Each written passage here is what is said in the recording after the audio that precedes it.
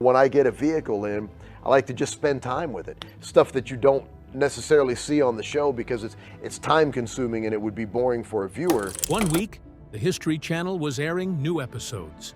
The next, the show was gone, leaving fans scrambling for answers. Within days, the internet was flooded with rumors.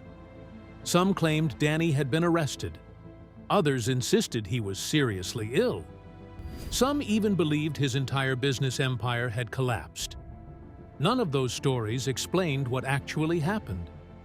So why did one of the History Channel's biggest shows quietly vanish after more than a decade on the air? We just finished up some very important projects, and we're looking for the next. So there's this old neighborhood I've been wanting to check out. Where is Danny Koker now? And what really brought counting cars to an end? Join us as we uncover the full story behind the show's unexpected end. How a Las Vegas horror host accidentally became a TV star. Danny Koker has been fascinated by cars for as long as he can remember. Despite growing up in a household filled with music and creativity, his world revolved around just two passions: music and cars. He started working on cars at 16 and built his first car around the same time. He was doing both things simultaneously from basically the beginning of his adult life, playing music and fixing cars. Neither of those things made him famous. What made him famous was a vampire. He spent a decade, from 1990 to 2000, hosting a weekly B-movie horror showcase on Las Vegas television station KFBT under the persona of Count Cool Rider. Is Jack a marked man? Or has he gone star raving mad? It was exactly what it sounds like. Danny Koker, dressed as a vampire, introducing terrible late-night horror films to whatever portion of Las Vegas was awake and watching local television. The nickname The Count stuck to him long after the show ended, which is how a man who owns a car shop in Las Vegas ends up with that specific word in the name of his business. Count's Customs opened at 2080 Western Avenue in Las Vegas and built a real regional reputation in the classic car community before any network knew it existed. The shop did genuine work: restoration, customization, the kind of hands-on mechanical and aesthetic transformation that turns a rusted, forgotten machine into something people stop on the street to look at. It was a real business with real clients before it became a television set. And then Pawn Stars happened. Rick Harrison's gold and silver pawn shop premiered on the History Channel in 2009 and became a monster hit, which immediately made everyone at the network start looking at what other Las Vegas operations could generate the same kind of audience. Danny had been appearing on Pawn Stars as an automotive and motorcycle expert, showing up whenever Rick Harrison needed someone to assess a vehicle. He appeared 21 times between 2010 and 2013. And apparently the network noticed that every time he walked into a frame, something happened that they wanted more of. Counting Cars was commissioned as a spin-off and premiered on August 13, 2012, airing directly after Pawn Stars in the Monday night lineup before settling into a Tuesday slot. The show followed Danny and his crew as they bought, restored, and sold classic cars and motorcycles, with Danny's rock and roll personality running through every episode like a current. It was an immediate hit, and for the next several years, Tuesday nights on the History Channel belonged to the Count. So what made the show work so well for so long, and what started to change underneath the surface that the audience never fully saw until the show just quietly stopped showing up? So what was the first crack? The peak years. Here is the thing about Counting Cars that most of the pieces written after it ended managed to miss. The show was not actually about cars. The cars were the setting. The show was about Danny Koker and the ecosystem of personalities he had assembled around him at Count's Customs. and the particular Las Vegas energy that ran through every interaction. Danny was earning an estimated $100,000 per episode at the height of the show's commercial success. His net worth by 2022 was estimated at around $13 million. His personal vehicle collection reached 57 cars and 70 motorcycles. He was not pretending to be a car guy for the cameras. He had been a car guy since he was 16 years old, and the cameras had simply given him a larger audience for something he was already doing. In 2014, 2 years into the show's run, the History Channel brought him on as a writer and executive producer in addition to his on-screen role. That expanded creative involvement meant Danny had real say over what the show became, which is a significant level of control for a reality television personality in the middle of a successful run. Most reality TV stars are the product.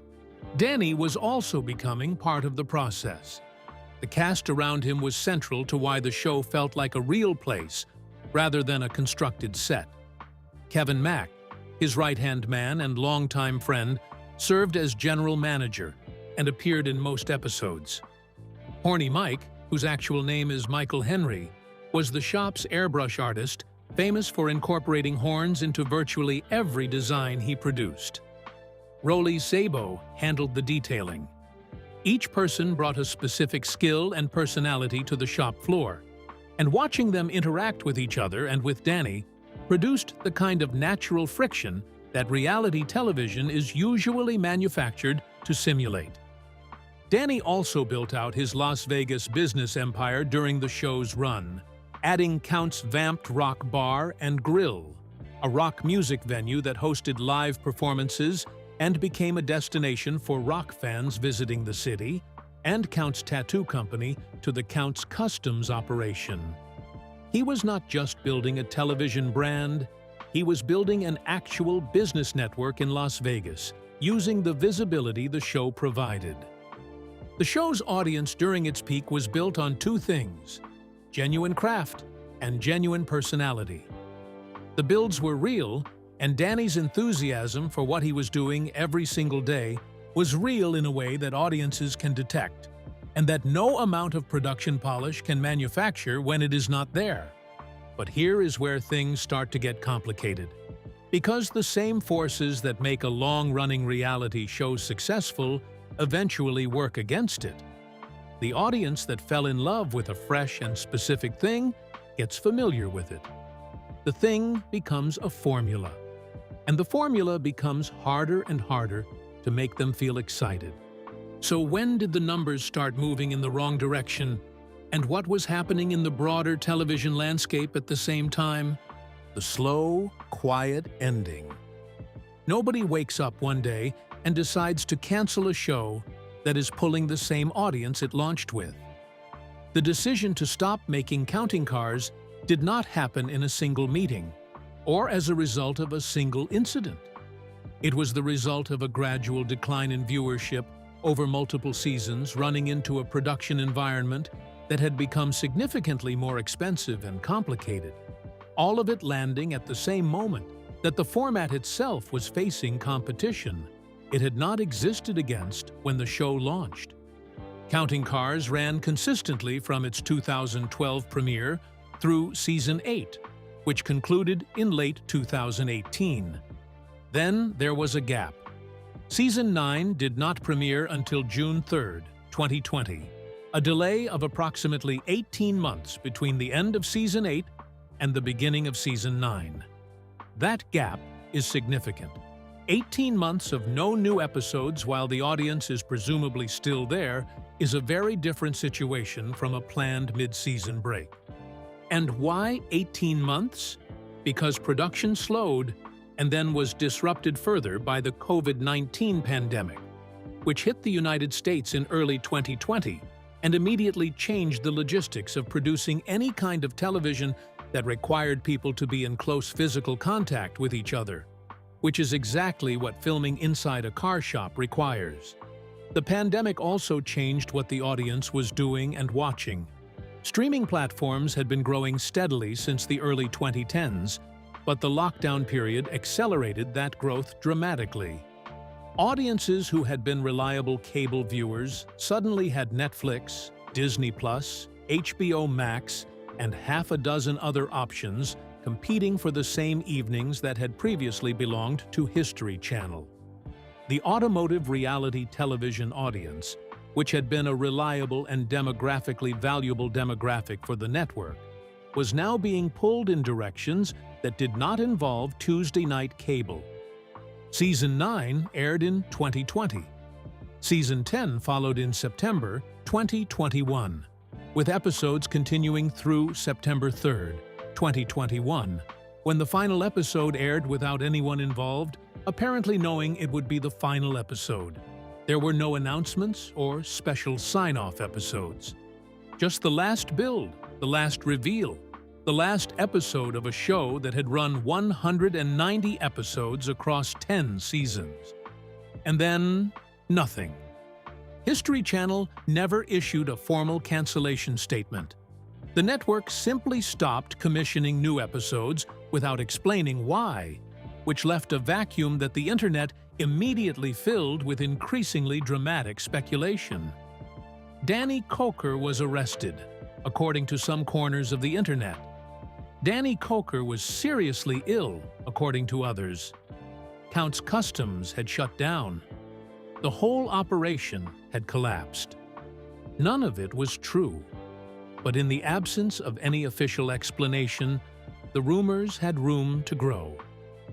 Danny himself did not rush to fill the vacuum with a formal statement.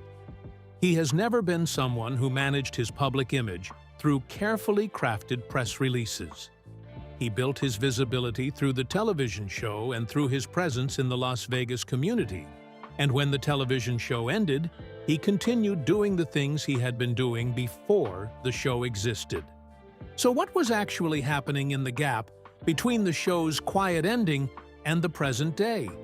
And what did Danny Koker choose to do with his energy when History Channel stopped calling? The Internet rumor machine. The arrest rumor was the most persistent. Multiple websites and videos channels circulated claims that Danny Koker had been sentenced, arrested, charged, and various combinations of all three. Some of these claims were presented with the confidence of people who had access to court documents. None of them had court documents. No arrest records existed. No charges were ever filed against Danny Koker. The online verdict was written without evidence and spread because the combination of a beloved television personality, a sudden unexplained disappearance from television, and a Las Vegas setting made the narrative feel plausible to people who did not go looking for primary sources. The illness rumor was the second major track of false information. Multiple outlets claimed Danny had been diagnosed with a serious illness that had forced him off television. Again, no credible source confirmed any medical diagnosis. No verified statement from Danny or his representatives addressed any health claims. The rumors existed because they filled an emotional need in an audience that had loved the show and wanted an explanation for its absence that matched the scale of what they felt about losing it. The reality was considerably less dramatic. Count's Customs continued to operate as both a working shop and a popular Las Vegas tourist attraction. Fans could visit, see the famous cars from the show, and watch new projects taking shape in the same space that had been their television background for a decade. The shop did not close. The work did not stop. The man did not disappear.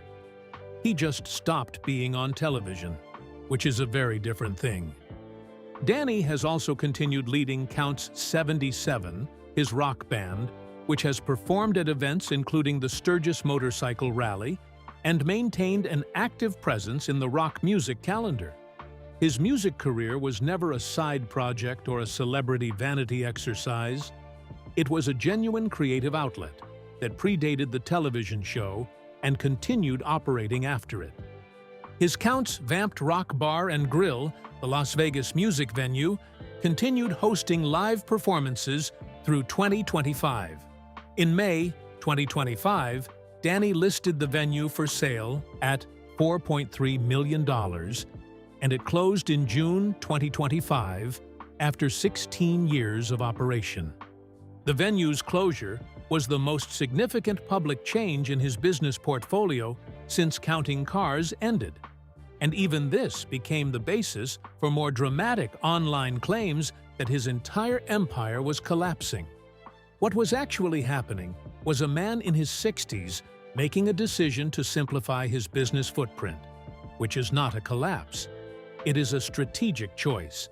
Now that we have cleared the internet debris out of the way, here is what Danny Koker has actually been doing since the cameras went quiet. And one specific move he made in 2025 reveals everything you need to know about who he actually is when he is not performing for a television audience. So what is Counts culture, and why does it matter? The man behind the persona. In early 2025, Danny Koker launched Counts Culture, a new talk show available on Spotify, Apple Podcasts, and YouTube. The show is exactly what the name suggests.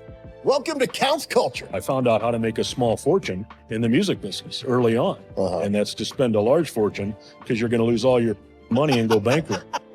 Danny talking about the things he cares about, specifically cars, music, Las Vegas culture, and the intersection of all three, in a format that he controls entirely without a network's involvement. Moving to podcasting is a move that reveals something about how Danny Koker actually thinks about the relationship between content and audience. The History Channel gave him reach. Counts Culture gives him control. On a podcast, there is no network executive deciding which builds are interesting enough for the schedule, no production company managing the narrative arc of the season, no ratings threshold that has to be met before the next episode gets greenlit. There is just Danny and whatever he wants to talk about. He also donated 2 stunning restored classics to Steven Tyler's Janie's Fund in early 2025 and 2026, a 1978 Lincoln Continental and a 1962 Cadillac Coupe de Ville. Janie's Fund is a charity that supports young women who have experienced abuse and neglect, established by the Aerosmith frontman. Danny's donation of 2 significant restored vehicles to a cause connected to one of rock music's most legendary figures is a very Danny Koker kind of move. Automotive, musical, and generous, all at once. In October 2025, he confirmed publicly that he was in negotiations with 2 networks for 3 potential new television projects. He did not name the networks or the specific concepts under discussion. 3 potential new projects, 2 separate networks. That is not the profile of a man whose career has collapsed. That is the profile of someone who has been doing things quietly while the internet was busy writing his obituary. Counts Customs has also been named one of the best car shops in Las Vegas by multiple local and automotive publications, maintaining a reputation that exists entirely independent of its television history. The shop that was a real business before the cameras arrived is still a real business after the cameras left. The work continues. The restorations continue. The Las Vegas car community that Danny Koker was part of before History Channel called is still the community he belongs to. Now here is the part that ties everything together. Because the question underneath all of this is not just why Counting Cars ended. It is why a show that was genuinely successful and genuinely beloved stopped making new episodes without any of the people involved saying a clean goodbye. And the answer to that question is more honest and more complicated than declining ratings alone. So what is the real version? The real reasons it ended. No single official explanation for the end of Counting Cars has ever been provided by Danny Koker, the History Channel, or anyone directly connected to the production. What exists instead is a set of converging factors that together make the show's ending understandable, without requiring a villain or a scandal. The first factor was the ratings trajectory. Then there was the COVID production disruption that created the 18-month gap between Season 8 and Season 9, that broke the show's momentum with its audience in a way that was difficult to recover from.